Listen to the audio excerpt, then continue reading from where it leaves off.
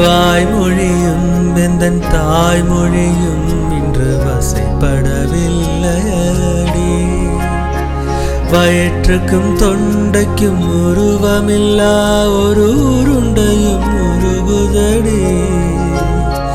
காத்திருந்தால் எதிர்பார்த்திருந்தால் ஒரு நிமிஷமும் வருஷமடி. கண்கள் எல்லாம் என்னை பார்ப்பது போல் ஒரு கலக்கவும் தோன்றுதடி.